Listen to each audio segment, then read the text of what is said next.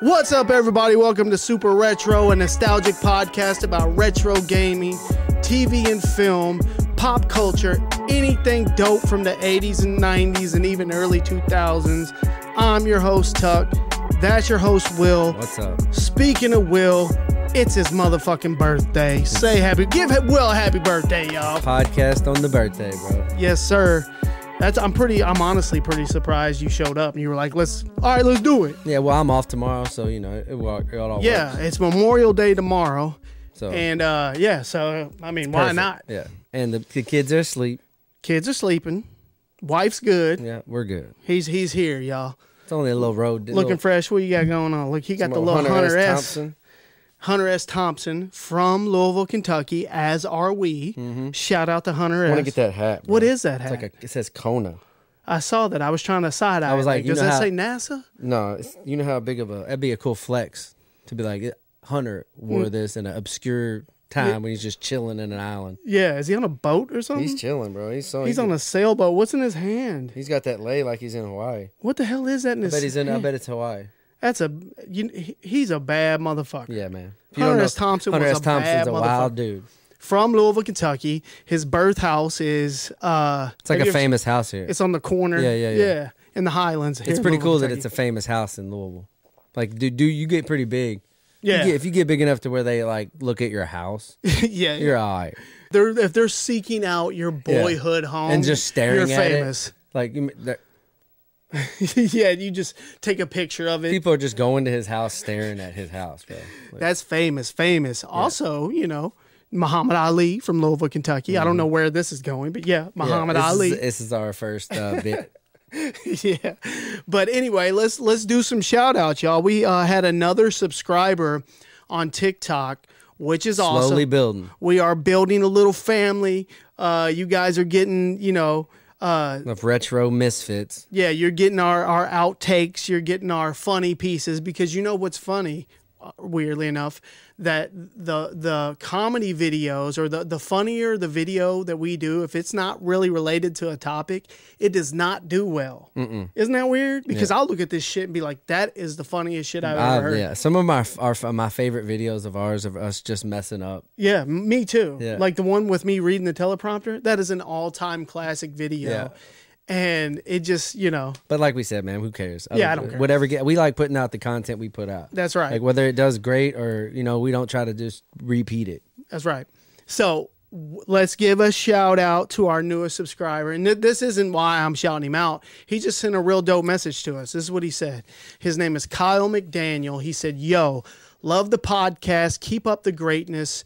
Your buddy Daniel Mitchell suggested me to y'all's podcast, and I've watched them all at work. That's awesome. I believe me and Will work together, but it's a great podcast. But Tuck, there's one episode you all did, the TMT, the Teenage Mutant Ninja Turtles, and you showed a signed copy and then tossed it on the table, and that hurt my heart. Laugh out loud. But keep up the good work. Y'all got me hooked. I wasn't born in the 80s, but I lived them with my pops. Had all the systems, and I took them over growing up. Much respect. Just don't throw the game again." So that's pretty cool. That's good, man. That's funny. My buddy. Yeah, that's super personal. Like he listens to the podcast for real. He watches the podcast for real and saw me through the game. But what I think you maybe didn't see is that there's a table here, but it's like an ottoman. Yeah. It's soft. Believe me. He's not letting that game. I'm not throwing them shits on a hard table. He's not letting that game, especially. Ain't no way. Not that one. That's one of our prize pieces. Yeah, just because we love Ninja Turtles so much. It definitely could have looked like it for sure. Yeah. So yeah, that's that shout out. Anybody? We had a couple more. Let me tell y'all what Will did. Yeah, go ahead and let that out. Look, so over a few. So literally, like the day after we do a podcast, we start a brand new note and call it what episode it is. Yeah. And just start shooting ideas. And so I know we've talked about this pretty much every last few podcasts. Once it builds up to that spot, we give each other the thumbs up, the green light, like, all right, we're ready to go. Yeah. Which we literally just did that yesterday for tonight. We're like, all right, the notes look good. We got enough. Let's do it. Well, we were almost to that point. This was like on Friday. Was this Thursday or Friday? Thursday, I think. Are you sure? Might have been Friday, yeah. It was Thursday or Friday. It was and Friday. Today is Sunday, the Sunday before Memorial Day. It was definitely Friday. On Friday, Will deleted all of the notes, like all of them. Yeah, I was at work in there just fucking copy pasting some info I needed and just boop. It was rough. I've done stuff like this, so I can't really judge him. And I even tried to hit an undo button that we have, and it just crashed the whole system. And when it did that, I was like, oh, no, it didn't. Because all I saw was the paragraph I just wrote. I was like, bro, what? Hold on, undo. And it just went, shh. Yeah, gone. Yeah, and then I was like, oh my God, it's gone. Yeah. And I called you immediately. Yeah, he did. He called me hurt. Like, bro, I think I just deleted all of the notes. Yeah, it happens. And I had just done like 3 topics worth of info, just going like crazy. But yeah, shit happens, and I think we got them back, and it also inspired some other stuff. Yeah, that's what's cool. All right, well, let's hop right into this thing, y'all. The first thing that I want to talk about, and recently we covered Michael J. Fox. On the Who Ran the 80s segment. On the Who Ran the 80s Go check segment. that out. Yeah, it's on our TikTok page exclusively. No, I think I put it on Instagram too. But this came up, this topic we're about to talk about in doing conversation. research on Back to the Future. Will mentioned it. He mentioned that Michael J. Fox wasn't the first person to play Marty McFly. Marty McFly in Back to the Future, that another actor had actually filmed like it actually was 7 weeks of filming before. So they were in it. So I was like, no way. I've never heard that story. And this is a thing. A lot of people know it. Maybe all of you do, but I had no idea. Maybe I had heard it at some point, but I did not know this. So without further ado, let's get right into it, y'all. Let me tell you about the time that someone else played Marty McFly in Back to the Future and even got 7 weeks into filming before he was ultimately fired and replaced with Michael J. Fox, of course. How crazy. His name is Eric Stoltz, all right? Robert Zemeckis is the director. He wanted Michael J. Fox, but he was busy filming Family Ties in the morning and Teen Wolf in the afternoon type shit, right, Will? Yeah. He was doing them all 3 at one point. So he couldn't commit to a movie like that. I believe he wanted to. He just couldn't commit. And other actors that auditioned for the role of Marty McFly were Johnny Depp, John Cusack, Ralph Macchio, Matthew Broderick, and Charlie Sheen. Those are all dudes who ran the 80s. Heavyweights right there. Like heavyweights right there. But the head of the studio that was, bankrolling the... That's how it always happens, bro. The bankrolling the film was like, no. I got a guy. Eric Stoltz. Even if it's the wrong guy. And it's not like he was a slouch, because you remember that movie, The Mask? Mm-hmm. The dude that had the face deformity? Mm-hmm. He was that guy. Yeah, that movie's crazy. He played that guy, so he was like, obviously could prove himself as an actor, but that was a more serious role. That was serious as fuck. Zemeckis did not want Stoltz to play the role. He did not think that he had the comedic chops and the right timing and the playfulness. I could see that. To play cool. Marty McFly. You gotta be cool and funny. Yeah, because think about how kind of clumsy and just with the flow Michael J. Fox was. Yeah. He was just had this fun youth about him. And he could just play cool. Bro, he went back in time and was cool. Yeah, exactly. His mom wanted him, bro. He went back in time and almost stole his mom from his dad. Yeah, I know, right? That's how cool he was. Yeah. I don't think Eric Stoltz had that. Yeah, he was too serious. He was approaching the role as if it was like a sci-fi drama or something. When right from the get-go, if you read the script, that they wanted to be fun. They wrote it for Marty, bro. And it's a comedy. Michael J. Fox. A sci-fi comedy. And this guy just could not pull that off. And basically Stoltz, he was more dramatic, and Eric Stoltz went on to play, in Pulp Fiction, when John Travolta brings Mia Wallace, ODing to the house. Yeah, he's the guy that goes and stabs her. He's the guy. He's like, the day I bring an ODing bitch. Yeah, I watched he's the heroin dealer. Yeah. I didn't know this. He tells them. He says the day I bring a ODing bitch to your house is the day I give her the shot. You give her the shot. Yeah, he makes him shoot. He makes John Travolta give her the shot. Bro. That's the same guy. That's a good scene. That's a great scene. So clearly, dude's a good actor. He went on to have a good career, man. he was even nominated for a Golden Globe from his performance on The Mask. Yeah, come on. But just a few weeks into recording, Zemeckis's doubts were confirmed. He started having these feelings like, I was right. He didn't want him at first, and then he was like, I'm going to go with it. I'm going to give him a shot. He started having these feelings. This ain't right. Something's wrong. This ain't right. This is off. It's not working. But he was going to try to make the movie work anyway because there were some other great actors in it. So he thought that they could pull it off. Yeah. You think the other guys could carry him? Yeah, that's kind of what he was thinking. But you can't carry your lead, man. On top of Zemeckis already doubting if he was the right person for the role, he started butting heads with Zemeckis and the other cast members. The dude that played Biff, there was a scene where Marty fights Biff, punches him and pushes him in the diner. Well, Eric Stoltz was doing it, and he was like pushing him way too hard, over and over and over. He kept like pushing him like a man push, pushing the shit out of him. And this dude was 6 foot, by the way. Why you gonna treat Biff like that? Yeah, and so Biff, or whoever the actor was that played Biff, was getting annoyed by it and was like, yo, stop pushing me so hard. Yeah. And he kept doing it. And and Stoltz, was always trying to change the approach to the scenes that Zemeckis was trying to tell him to trying to do some freestyle shit. Yeah, and he's like, that's not what we're doing here. You know, like stick. Wrong movie, bro. Yeah, stick to the script. Yeah. So Michael J. Fox seems more like a guy that would, play the straight and narrow. Yeah. So let me tell you what Zemeckis started doing.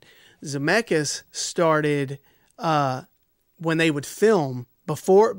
This was 4 or 5 weeks in. The shoots were still on schedule. They still had to show up and shoot, even though he was thinking in his head, I'm going to try to replace him. So he was getting tight-ass shots on the other parts, knowing the whole time that if he could get him replaced, he could just shoot different scenes with Michael J. Fox and use the other footage. Yeah, the footage. He wouldn't have to get as much footage. Yeah. So he's wild for that. He was like, cool. He was planning. He's like, hold on, I'm gonna go film this scene over here. Yeah, you guys keep doing that. Her and Biff and somebody else. Eric, you just take a seat for a minute. I got a scene. He probably skipped scenes like it was in the head of his. On his list was like, well, I can go do these 5. Yep. Which is crazy. I read that the parking lot scene where the car takes off for the first time, there's a lot of scenes in that were filmed when Eric Stoltz was. Oh, I bet. The first. Yeah, you have no idea. At that moment when they filmed that, he was in it. Yep. And then they brought Michael J. Fox out there and got just the shots they needed for Michael J. Fox, which is wild. I don't even like knowing shit like that. It sort of ruins movies for me. I know. You know but what I mean? That's kind of cool, though. He was able to piece together what he had and then figure out what he needed. It was like kind of going back to the future. No, yeah. Or he can make a fucking. He was, you know what I'm saying? Yeah, he uses all of that stuff and puts it in the order he needed to put it in. Yeah, Zemeckis called in Steven Spielberg to watch some of the footage. He brought the big dog in. He's like, look, he compiled the footage he had to show Steven Spielberg. Steven Spielberg confirmed Zemeckis's doubts. And he was like, he's not the guy. Yeah. This isn't working. We got to fire the guy. Yeah. So, let's see. Later that same night, Stoltz was on the scene of the parking lot, the one we were just talking about, the parking lot scene where they they go back to the future for the first time. That's where he goes 88 miles an hour. Infamous scene, bro. And he was fired that night on that scene. Zemeckis showed up that night and let him go. And then they finished shooting, and then Michael J. Fox was able, his obligations had slowed down by that time, and so he got on board. He had enough time, yeah. And, That's cool, bro. That was good. Eric Stoltz would have played it, and I've actually seen some of the footage. Which I have too. I was watching it thinking that it was a scene in the movie. It just didn't have, I felt like the dude was a background guy. Yeah. He looked like a background guy. Yeah, it didn't look right. It did not look right at all. Yeah, I watched it and was like, hold on. It made me think it was fake. Yeah, it felt weird. Yeah. So, his energy was perfect. Michael J. Fox's energy was perfect. Can you imagine it without it? Nobody can. I want to give credit to a video I was watching. This isn't my original thought, but this guy said something that I completely agree with. He was like, can you imagine Eric Stoltz sliding across the hood of the car, No because there's way. a scene when Michael J. Fox just crosses the street and there's a car in his way, and he just jumps and slides over the hood and keeps walking. Yeah. Like some cool ass silly shit, you There's know? no way. The dude Stoltz never he like denied a couple of those scenes. He was like, "No, I'm not gonna. Why would I trip? I know how to walk." It's like, bro, because they're trying to humanize you. Yeah. And your dad is goofy like that. Yeah. It's like a hereditary. Yeah, you're hereditary young thing. and silly, and Yeah. you're not serious, bro. But yeah, can you imagine The world without Michael J. Fox as Marty McFly. Pee Wee Herman, y'all? Pee Wee's Big Adventure. How nostalgic is that movie right Man, there? It was wild for being 1985. The shit's wild. Oh, it did not come out before. This did not come out before the TV show. So I lied to you. How we messed that up? I looked at it. I did too. You showed me. I did too. See, I knew there was no way. This shit, I don't know how that happened. Yeah. I dug into it today. Like, there's no fucking way. Like, there's no way you get a movie, a big movie, without having some kind of like grassroots TV or some pump That's behind right. you. The character existed 5 years before it came out. Okay, cool. So, all right, cool. I don't know where we were, but anyway, Pee Wee's Big Adventure is directed by Tim Burton, and it's actually his directorial debut. Bro. Did not know this. I did not know it was his debut. That's a big like risk. It's a big risk. Now, let me tell you why. I'm going to go right into it. Fuck it. Let me tell you why Tim Burton directed this film. Paul Rubin, which is Pee Wee Herman, he wrote Pee Wee Herman, by the way, with Phil Hartman from Saturday Night Live. They conceived the whole thing together, and they wrote the TV show and the movie together. There was another guy, but I don't know what his name is, which is awesome, by the way. But the studio that was backing Pee Wee Herman's Big Adventure did not want... Oh, no. Paul Rubin turned in a list of like 6 director names to the studio. Who he wanted to direct the film, because he's not a director. He just wrote it and he was going to act in it. And the studio turned down every single name on the list. Wow. He's like, what the fuck? Like, what is this? And they were trying to pick somebody else that he didn't approve of, or even, he didn't want him on the project. So Paul Rubin put his foot down, like, fuck it. We won't film this thing. Yeah. If I can't I'm not doing it. This is my baby. You know what I mean? Like, this is my baby. They're not just going to hand me some guy. So in that meantime, Paul Rubin had gotten a short film that Tim Burton had done, sent to him from a mutual friend or something, and watched it and was like, this is my guy. This is my guy. So I don't crazy. care. He's like, I don't care if he hasn't directed a film, a long film or a feature length. Film. He's like, this is my guy. And Tim Burton, 26 years old. That's crazy. 26 years old when he did Pee Wee's Big Adventure. Bro, can you imagine doing something that amazing? Well, it had a long life for it. And here's the thing. The studio didn't even believe in, I don't know, honestly, I don't know why they even put the money up to make the movie.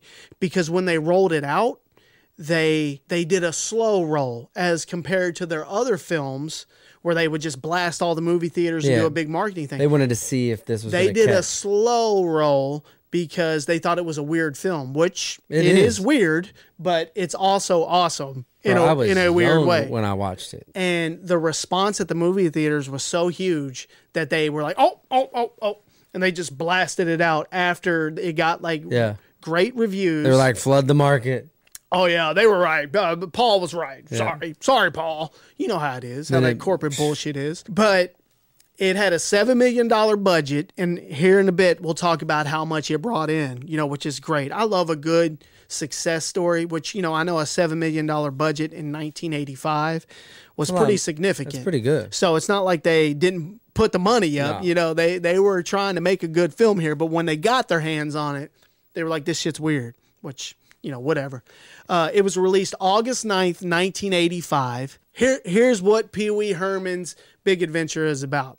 Pee Wee Herman, who is Paul Rubin, is an eccentric, childlike man that loves his red bicycle and will not sell it to his envious neighbor, Francis. While Pee Wee visits his friend Dottie, the bike is stolen. Thinking his bike is at the Alamo, Pee-wee sets off on a trip where he meets many remarkable people, including waitress Simone and a motorcycle gang. Eventually, Pee-wee discovers that his bike is being used in the movie and tries to recover it.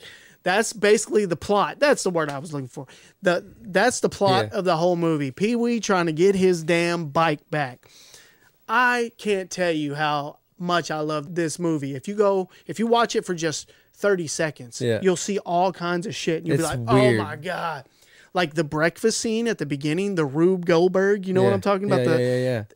What the fuck is that? A Rube Goldberg cooking him breakfast. Yeah, I love that's some pure 80s nostalgia. You know what I mean? Just that. And you know another thing, because there's all kinds of movies that have some form of that Rube Goldberg type experiment. Just like Goonies had it, off the wall type shit.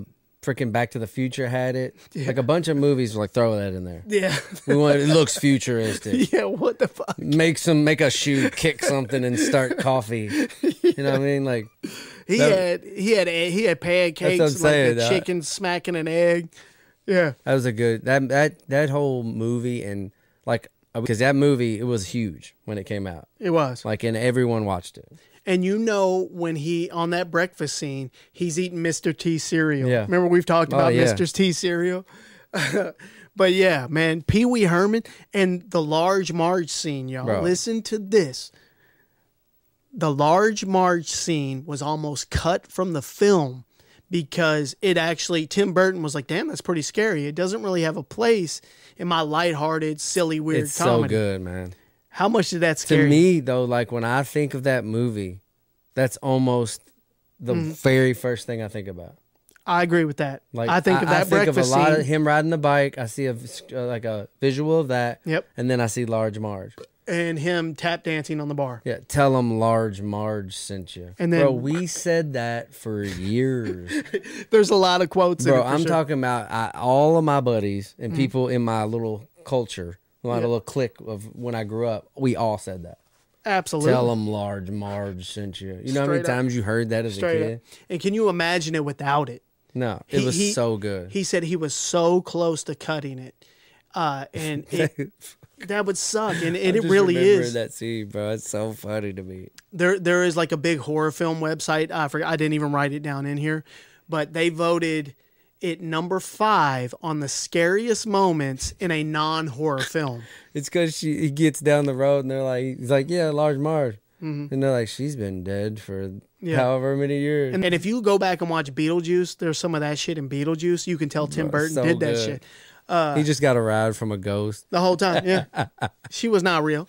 That's so great. But, you know, Tim Burton, I mean, and think about taking Tim Burton away from that movie. No. What would it have been? How would it have been? Like, you know, that little scene, Large Marge, is basically who Tim Burton really is. You know what I mean? Like, he was doing all this He's like, I'm going to get it in I'm going to do this PG shit for this dude. But I love that Pee Wee Herman was so weird, but yet so likable at the same time. Yeah. It's like anyone else other than Tim Burton would have made it corny. Yep, for sure. Well, they would have made it corny. Because like Pee Wee Herman was so eccentric and like out there that it could have come off. He needed a director like that. Yeah, it could have come off as bad. Exactly. You know what I mean? And Pee Wee Herman, people were even, no matter what, people were like, he's weird, but I like him. Exactly. I love that shit. I'm going to watch where he goes. I'm going to see what, it's like almost like a weird Forrest Gump.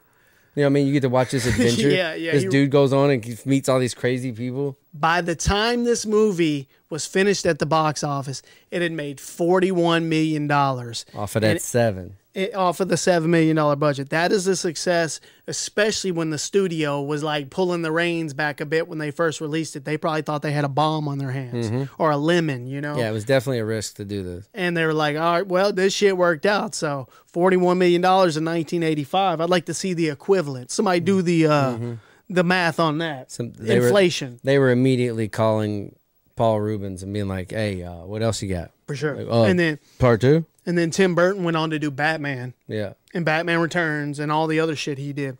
Which, by the way, I know this wasn't about Tim Burton, but think about how timeless his movies are. Yeah.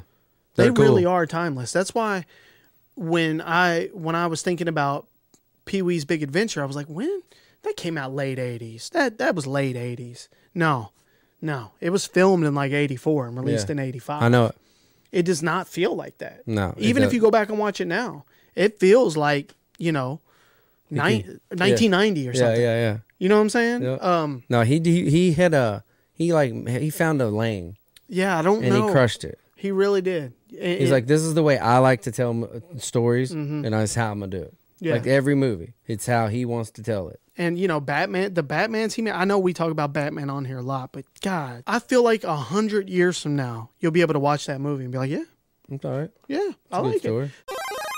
All right, y'all. So recently we did a video about In Too Deep and the song Back to the Hotel. Man. Which is, I love that video, by the way. I love it. It's good.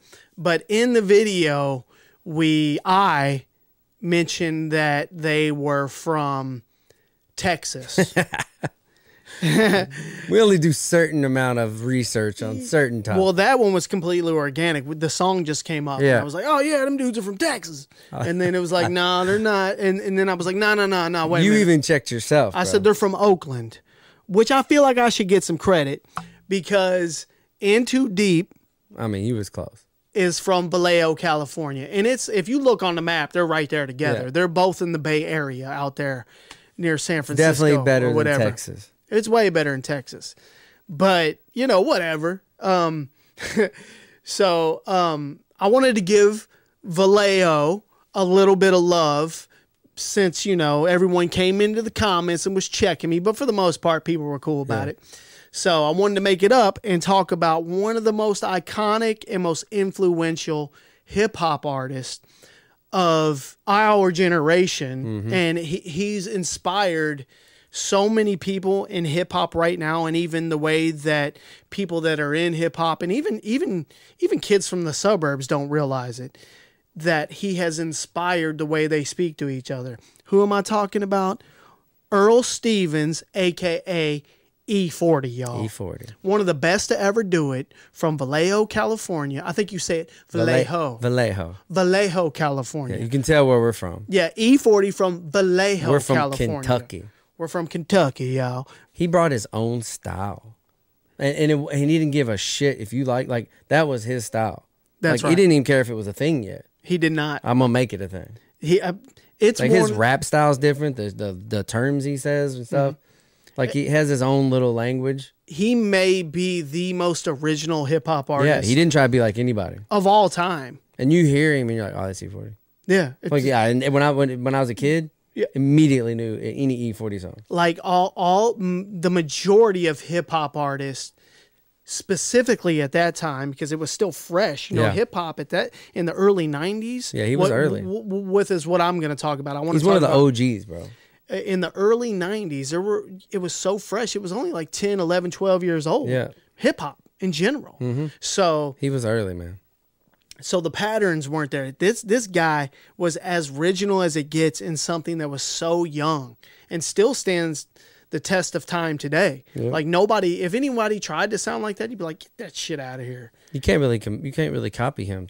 It's hard. No, you can't copy him. That's what I'm saying. Like, it's hard to do what he does. So he's hailing from Vallejo, California.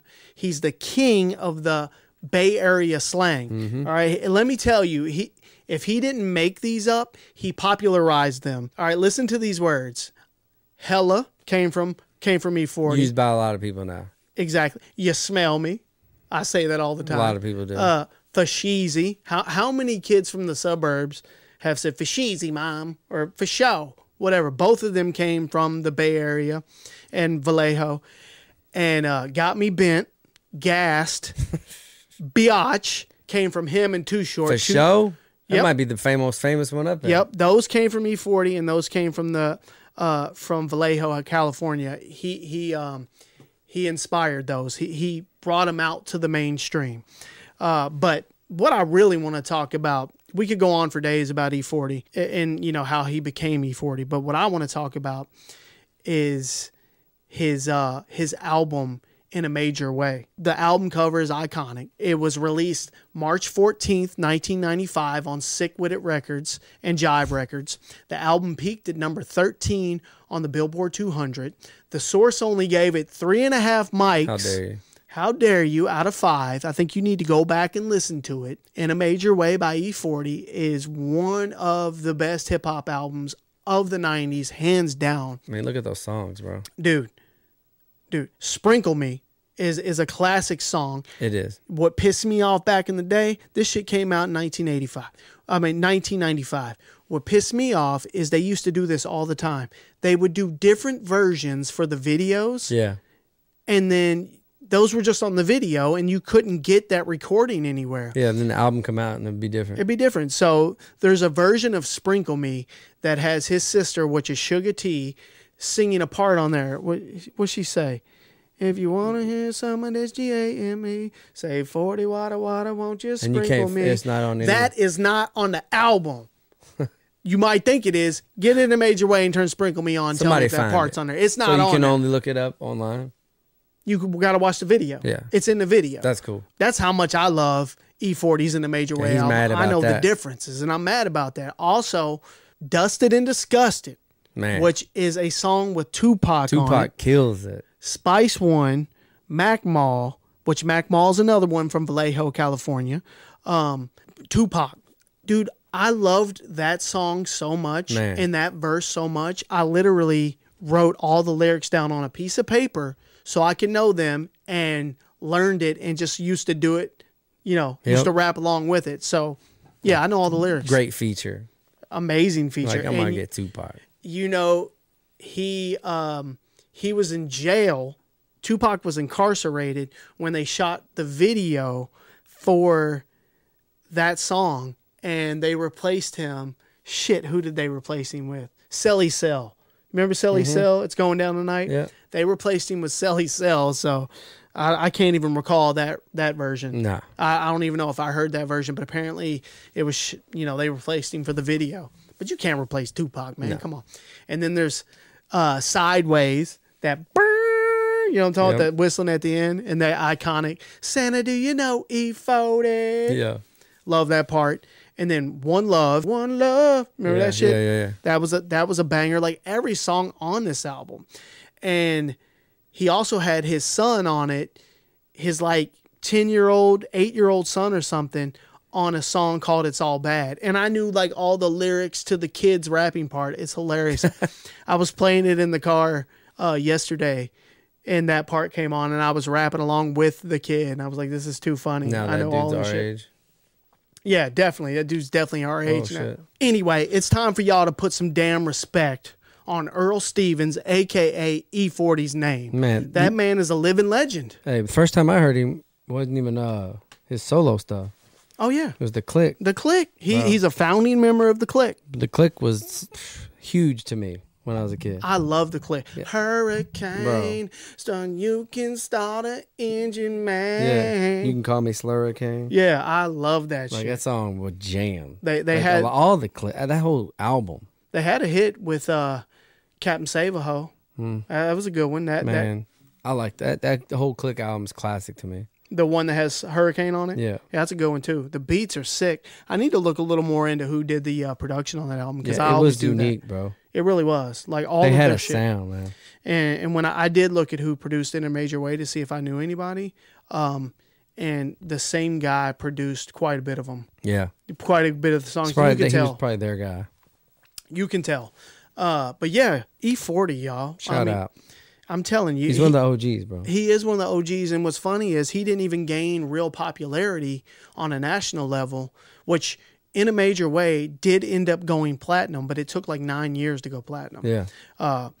But he received like his biggest notoriety when he did that song "Tell Me When to Go" that Little John produced, and it was like in 2005 or 6 or something. Way after the fact. Way after In a Major Way, which was released in 1995. He's had a long career, man. I was surprised to see that he wasn't as big as I thought he was at that time. Because to me, he was one of the biggest. Like commercially, he wasn't. Yeah. It took him a while, like them and UGK, people like that, to make real. Yeah, we really were listening mainstream waves. Yeah, we really were listening to like some, I don't want to say underground, but like not super popular on the mainstream. Everywhere. Yeah, it's pretty cool. Yep. You know, that we were tapped into that. Big shout out to him because he's a huge San Francisco Giants fan. I mean, back then, that's wild, bro. To think how your music could travel like that. Yeah. You know, you're in Vallejo, California, and you know, here we are, and before the internet, like jamming E-40. This is before the internet. Yeah. We had the tapes and we had the CDs. Like, it was cool that you could find something you liked. Like, I know. Didn't even have to have someone tell you it was cool. Yeah, and you know, that's when shit had to spread. It took a while. Your shit had to be good. It wasn't like instantaneous like the internet. That shit grew real legs. Yeah, like nowadays, they can pump a song up so big that you might not really love it. Yeah. But you're with it because somebody told you it's awesome. Yeah. Like E-40 was something that happened organically. Yeah, it was as organic as it gets. And like, you know, think about now, like this Drake and Kendrick shit, they drop a song. Everybody in the whole country or in the world hears it that day. Because you had to. Because it's there. Yeah. Everybody throws it in your face 800 times. You could not listen to the click. Nobody. Your life went on. Somebody had to either tell you about it or you had to see it in a store and really consider buying it, taking a chance on it. Yep. It was just, it doesn't get more organic than that. Did I tell you, hear what I said? They'll watch a San Francisco Giant game and he's always in the back right by the camera. Oh, they really? show him all the time. Yeah, I did read. He'll be front row. They gave him a bobblehead. Yeah. There's after he did it so long, like in the beginning, that those people didn't know who the fuck he was. Yeah, they just saw some guy with a San Francisco Giant starter, everything. They're like, he's there every game. Yeah, now he's like part of it. That's E-40, bro. Who remembers Blaster Master on the NES? Man, what a game! Blaster Master is a platform and a run-and-gun video game released by Sunsoft for the Nintendo Entertainment System, released in North America November of 1998. The game features a character named Jason who follows his pet frog down a hole in the earth. There he finds a tank and uses it to battle radioactive mutants. The player controls Jason and the tank Sophia the Third through 8 levels of gameplay to find the whereabouts of Fred to defeat the mutants and their leader, the Plutonium boss. The game was praised for its smooth play control and level design, detailed and clean graphics and music, and it was criticized for its high difficulty and lack of passwords or save points. Man, this game is flat out awesome, Will. It is, man. I mean, it was one of I forgot about it. Me too. Until we put it in. It didn't sell that well. It wasn't super popular. You know, you may have heard it, but did you buy it? But did you have it? Did you rent it? Probably. That's a renter, bro. That game's a renting game. Going back and playing this game. This, you know, I'm not ashamed.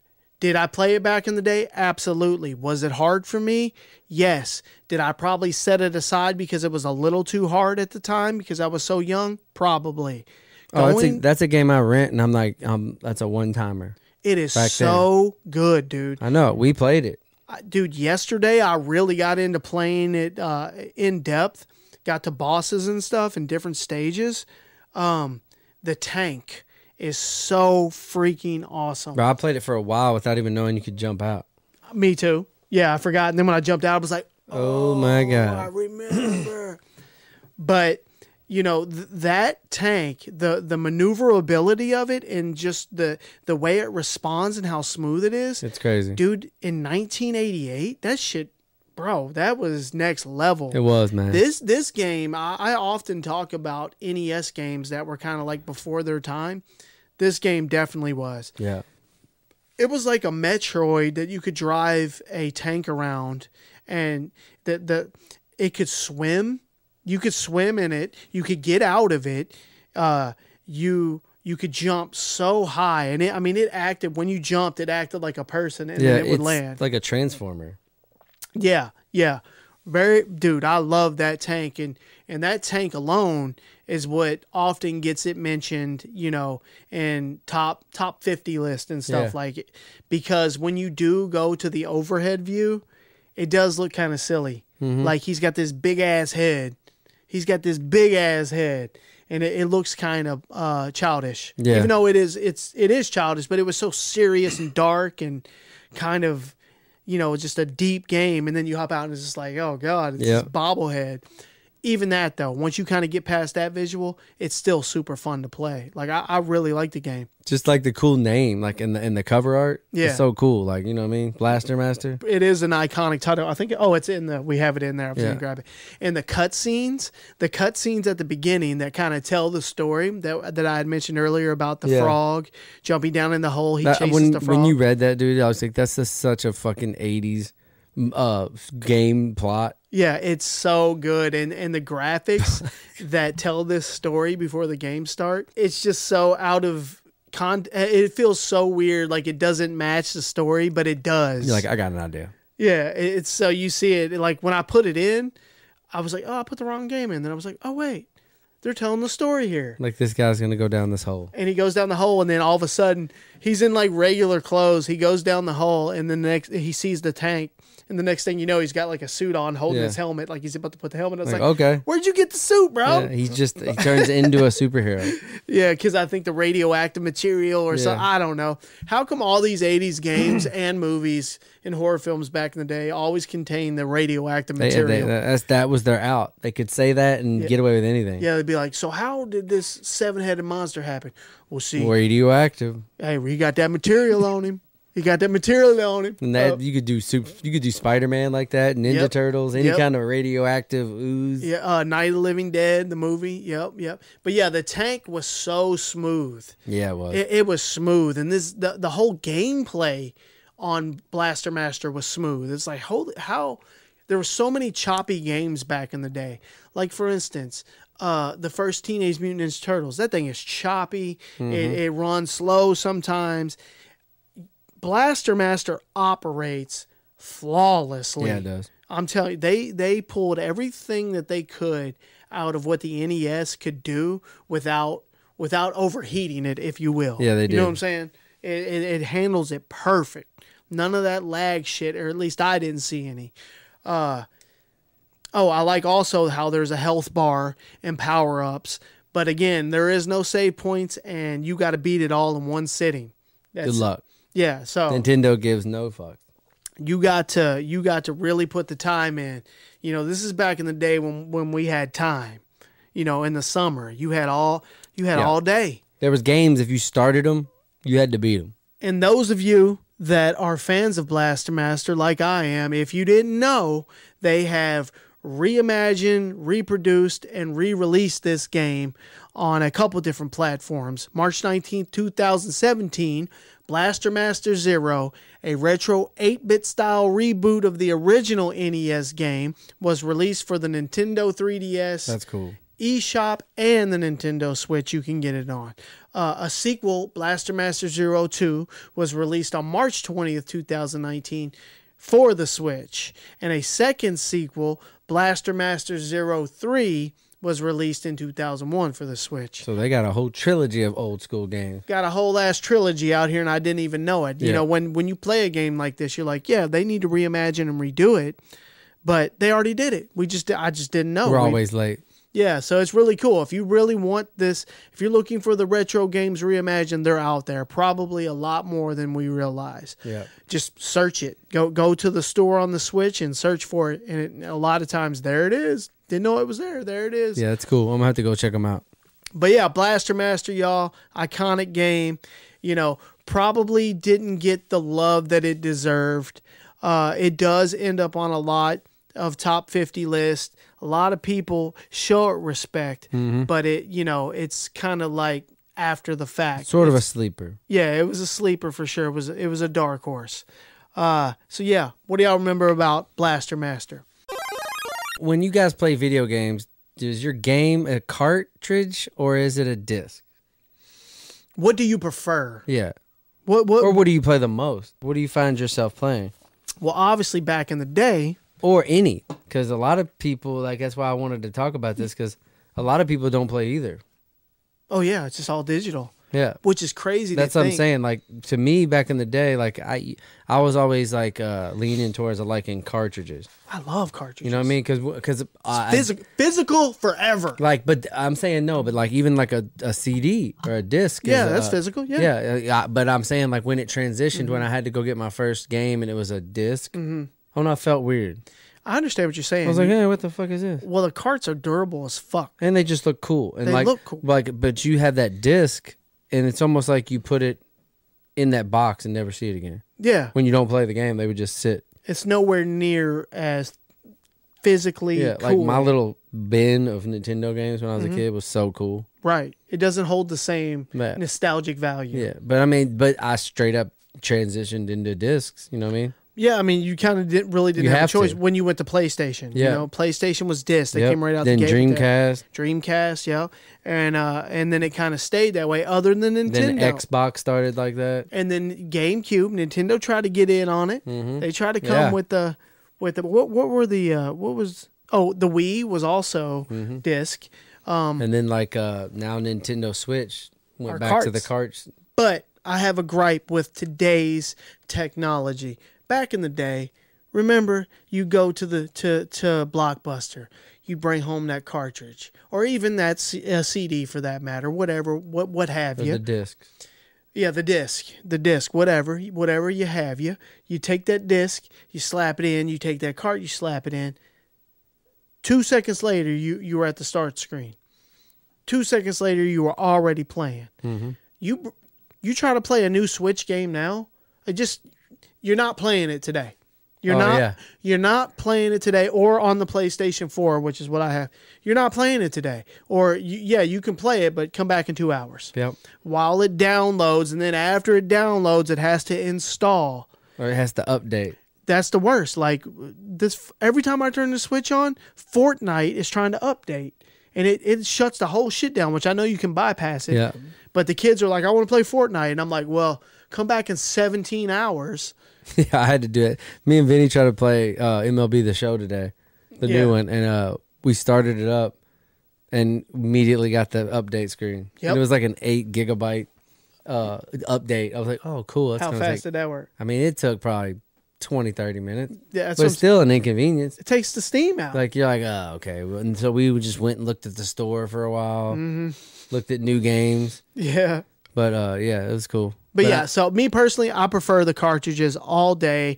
The iconic NES carts, even the Super Nintendo carts, and I've grown to really love the Nintendo 64 carts. Like you said earlier, like the physical. But today, man, I'm telling you, the digital downloads are the king. They're absolutely most king. Everybody, and you can tell that by like they're even stopping selling like physical copies in stores now. Like it's going to be a thing to where you might not ever buy a disc in a store. You'll go and buy like a card, a piece of paper that has that game. You go home, boom, it downloads into your system. Yeah, you get a That's code the only way. Something. That's even crazier because you don't even need to go to the store anymore. I know. Like you can sit at home and bypass all that. It's sad for real, but I mean, I do it though. I feel the same way. You have to. I'm on the Switch for my kid or me or anything, and I'll be like, fucking just download it. Yep. Well, I like the convenience of it is so crazy. What's the direction that everything's heading? Yeah. You know, another gripe with the digital is the amount of space that it takes up. You can only have a certain amount of games on there. Yeah. No matter how big it gets, because they're only making the games bigger. Like think about when that Grand Theft Auto 6 comes out. Yeah, it definitely. How big is that going to be? It's a problem on there now. Yeah. Like when I was talking about that today, I had so many games in my, that are actually downloaded. Yeah. And it's getting full, bro. Like, so it's going to make people buy the bigger and bigger hard drives for games. That's what I'm saying. Like on the Switch, they got like 5 games on there. And download Zelda. Watch what happens. You got to like pretty much get rid of like the Fortnite. They had to get rid of all kinds of shit just to make room for it. Yep. And then you're like, all right, well, I'm done playing this. I want to play this. Oh, well, gotta uninstall this. You got to uninstall something. Yeah, you got to have like your starting 5. Yeah, it's a never-ending cycle, and that sucks. You know that you can't just play whatever you want when you want. All right, y'all. Super Mario World on the Super Nintendo. Man, we've been waiting for this one. Man, how I don't understand how we've gotten this far into it and not covered it I know. yet. This is like one of those low-hanging fruit. Absolutely. All right. Well, Super Mario World is a 1990 platform game developed and published by Nintendo for the Super Nintendo Entertainment System, or the SNES. The player controls Mario on his quest to save Princess Peach and Dinosaur Land from the series' antagonists Bowser and the Koopalings. Man. The gameplay is similar to that of the earlier Super Mario games. Players control Mario through a series of levels in which the goal is to reach the goalpost at the end. Super Mario World introduces Yoshi, a rideable dinosaur who can eat enemies. Changed the game. Yeah, Yoshi. Changed the game. Really did. That's what a marketable character. I know, and it's crazy that he didn't come in until the fourth Super Mario game, which in Japan, this is known as Super Mario 4. Yep. But to us, it's Super Mario World here in America. The director was Takashi Tezuka. The producer of the game was Shigeru Miyamoto. The composer, none other than the iconic The OG. Koji Kondo, who has brought us so many timeless NES and SNES. So many, bro. Composed so many amazing songs. This dude's like the soundtrack to your childhood. He's like the Rick Rubin of Nintendo. He is, bro. And this one specifically, he killed it. Like, he was peaking. Like, this was the best, like, out of all the Marios, man. This is one where, like, it changed the game. He may have been microdosing something. Yeah, so he was on something. He might have been doing something because to get to this creative level. Yeah, he was doing shit. You're like, what? Why does that work? Like, how was this dude in the lab creating he was in the lab, bro. all of these songs for, I mean, bro, you had to be locked in. Like, you were changing the world, not the world, but you were changing the culture with these sounds. He brought a world to life. You were creating pop culture. He had to be in some dungeon in Japan. Bro, I just need to know. I need to talk to him. One time, somehow. Man, who are you, bro? Like, are you real? How dope would it be to get Koji Kondo on the podcast? Man, that dude's legend. We should get a Koji Kondo poster. We should. To me, that's a strong move. It is to get like a Koji Kondo poster. Just have him. Nobody chilling. knows. Just chilling. Who's that? Who's that guy? Oh, you know him. Yep. Play him some of the shit. You know him. Play him some of the shit. But you don't know him. Yeah. Shit. It was released August 23rd, 1991 in North America. Man. Super Mario World is often considered one of the best games in the series. 100%. It's often considered one of the best games ever. I agree. Definitely on the Super Nintendo. I mean, there's no arguing with that. It's fantastic. Designed. It's just, I mean, it's squeezed everything that Super Nintendo like you had. said, though, they were peaking. Yeah. At making games. Right everything. now. They were peaking. They were microdosed.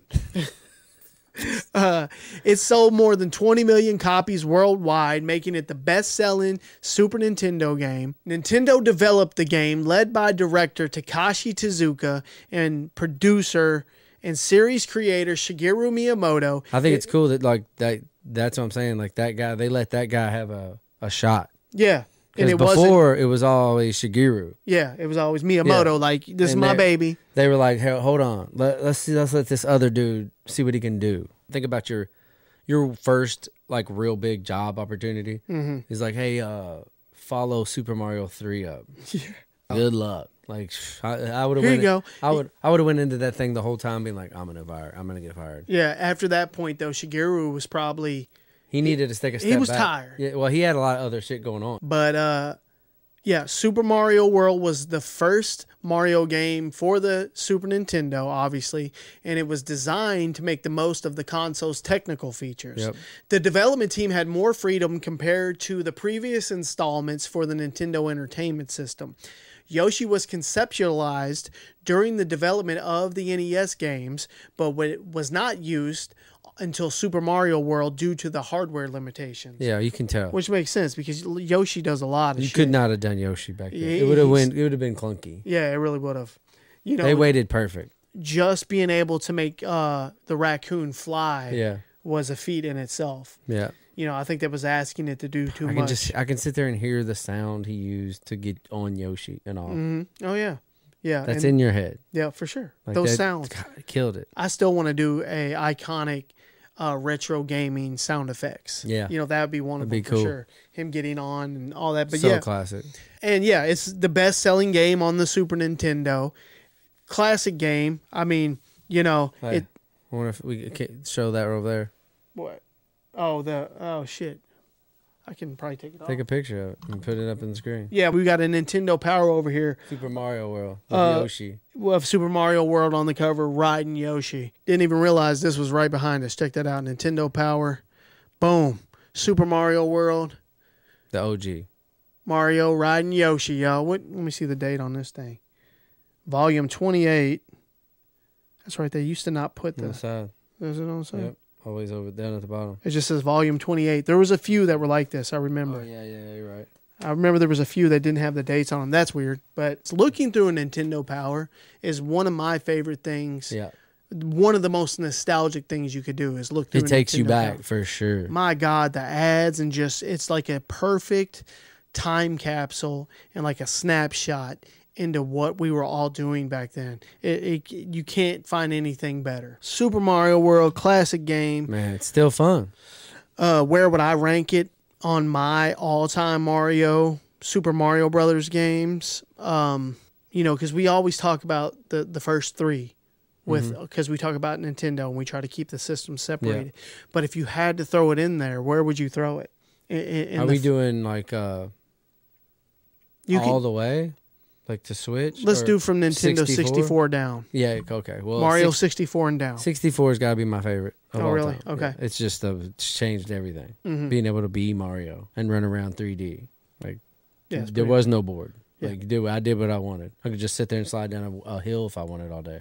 Yeah, it was pretty cool. Yeah. Like, it just, to me, that open world. Yeah, the open world Mario blew my mind. So, same with Zelda. Like, I thought, you could never get better than A Link to the Past.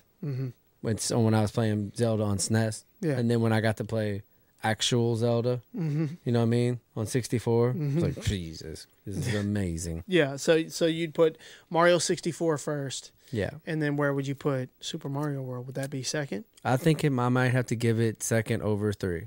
Okay. Just because of how much it was 3 and so much more.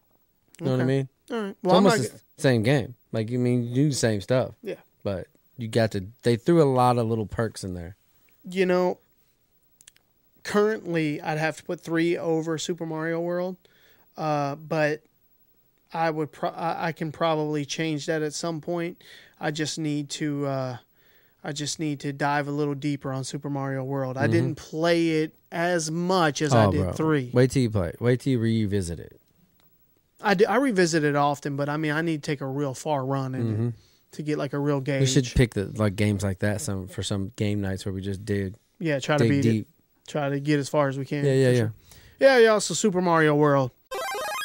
All right, y'all, time to talk about the top 25 best-selling retro Nintendo games of all time. What do I mean by retro Nintendo games? We're talking NES, we're talking Super Nintendo, we're talking Nintendo 64, and the GameCube. That's it. So let's get right into it, y'all. Number 25, The Legend of Zelda, The Wind Waker on the GameCube sold 4.4 million copies. Coming in at 25. Number 24, The Legend of Zelda, Man. A Link to the Past on the Super Nintendo sold 4.6 million. I thought that'd be higher. When I read that it only sold 4 million, I was a little shocked. I thought this would be one of those ones that was definitely top 10, if not top 5. Number 23, Diddy Kong Racing on the Nintendo 64 sold 4.8 million copies. That game has a life too. There is a solid existing fan base out there for sure for Diddy Kong, but it sold 200,000 more than A Link to the Past. That's wild. I don't know about that. Number 22, Dr. Mario on the NES sold 4.85 million copies. This game right here has a cult following. It's like the Mario version of Tetris or some shit. Number 21, Donkey Kong on the Nintendo 64 sold 5.2 million. Diddy Kong, Donkey Kong, and they did an amazing job at 5.2 million. Number 20, Pokemon Stadium on the Nintendo 64 sold 5.4 million. Big game. When I started looking into Game Boy games and all that, man, Pokemon was like the top 5 on the Game Boy, Game Boy Advance,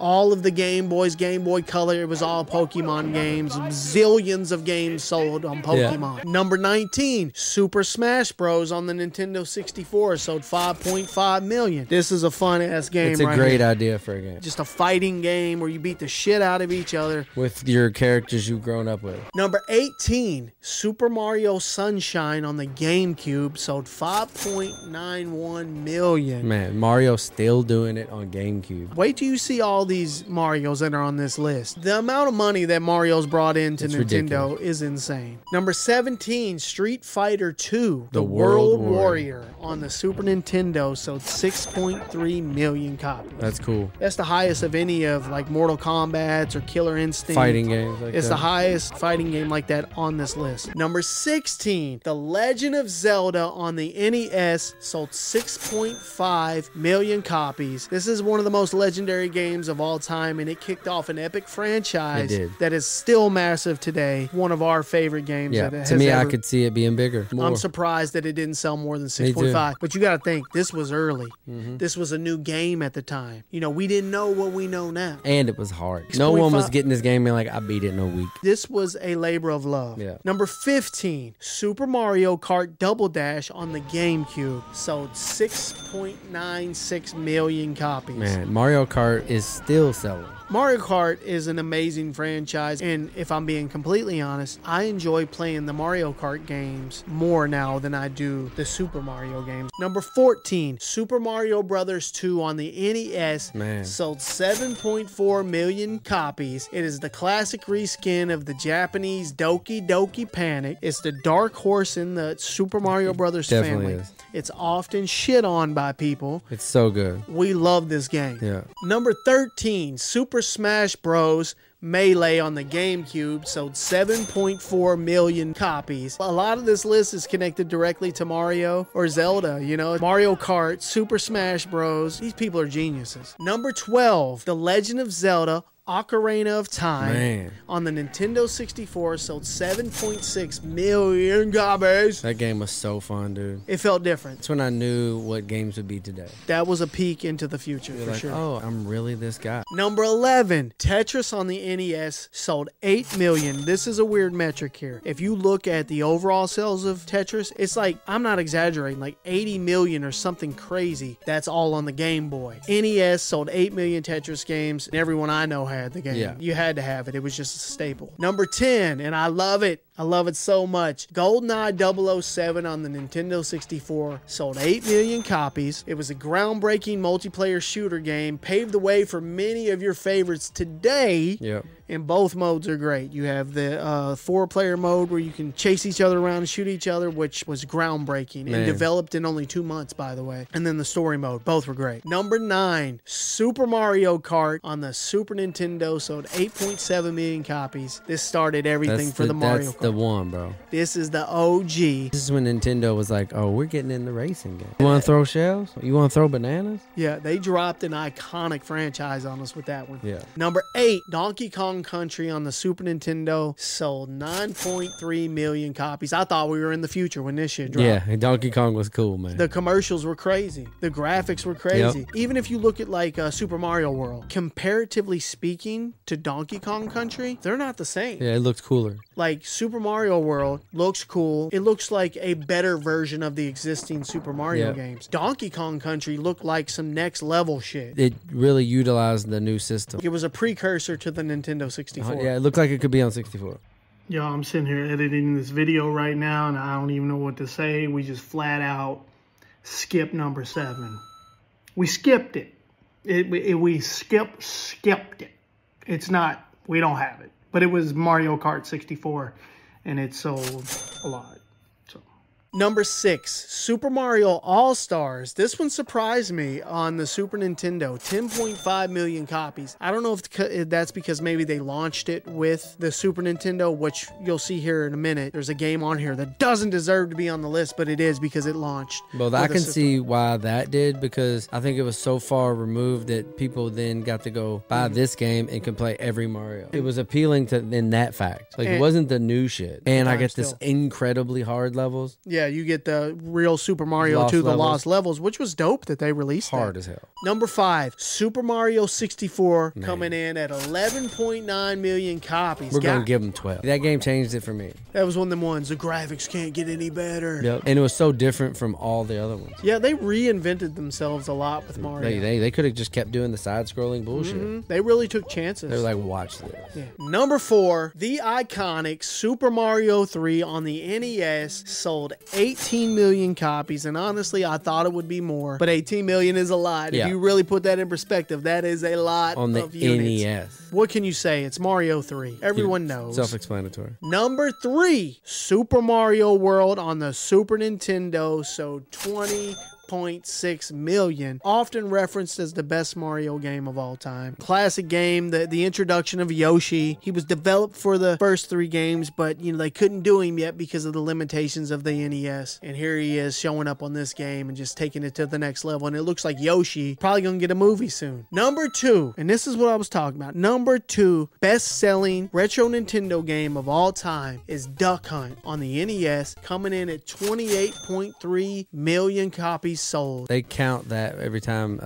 consoles bought. The reason why this is number 2 is because everyone has that combo, that Mario Duck Hunt combo. And they also have that Mario Duck Hunt World Class Track Meet combo. That was later. You could also buy Duck Hunt individually. Yeah. That's the cool one. It's not responsible for those 28.3 No way. million I copies. bet it's drastically different. Talk about reaping the benefits. I bet they're not even near this list. Fun game, cool. And Oh, not hating on the game. like fun, cool, amazing concept, Right. but it's not my favorite game. Duck Hunt, you're an imposter on this list, but damn it, you're number 2. Number 1, I think we just gave that away, what that is. The number 1 best-selling retro Nintendo game of all time is the OG Super Mario Brothers on the NES, sold 40.2 million copies. This shit changed the game. This whole list has this game to thank. Where would we be without it? It launched a brand that is still kicking today. I wish we could run an experiment where you pluck Super Mario Brothers out of See what gaming happened.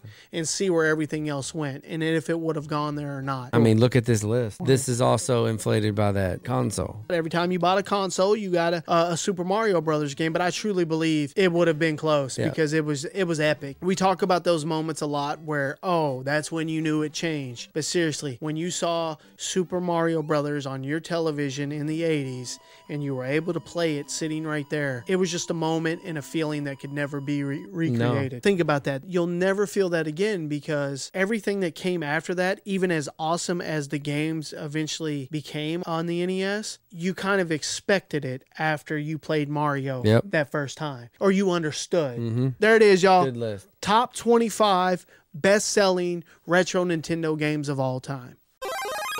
All right, y'all, that's the show. Thank y'all for listening. Yep. We had some good topics today. Yeah, it was good. I really like talking about Pee Wee Herman. Man, I think some of those are really nostalgic today. Yeah, I think we hit our vein. Yeah, we were real in good it. today. Yeah. Do us a favor. Go to wherever you listen to the podcast, like Apple Podcast or Spotify. Give us a rating.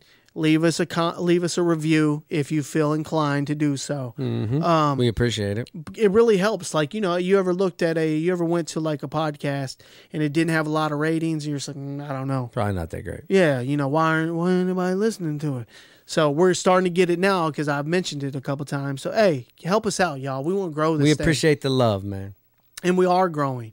Every podcast we put it out grows, a little more people listen to it than the last one. So I appreciate. We'll try to get them out faster, but we some old dads living life. I know it's annoying. I know y'all are waiting for them. There's one I still haven't even edited. We're doing this one. We wish we could quit our jobs. Yeah, but until then, we just got to power through it. Power through. We're getting them in. The topics are coming. We got so many. Yeah. So superretropod@gmail.com if you want to email. We are a bunch of old farts, so you can still email. Yeah. Or send us messages anywhere. Check the website out. Yeah. It's still booming. Superretropod.com. Superretropod.com. We have merch. More merch is on the way at some point. What else we got, Will? We forget anything? I think that's it. That's it, y'all. Until next time. See ya. Keep it retro, y'all.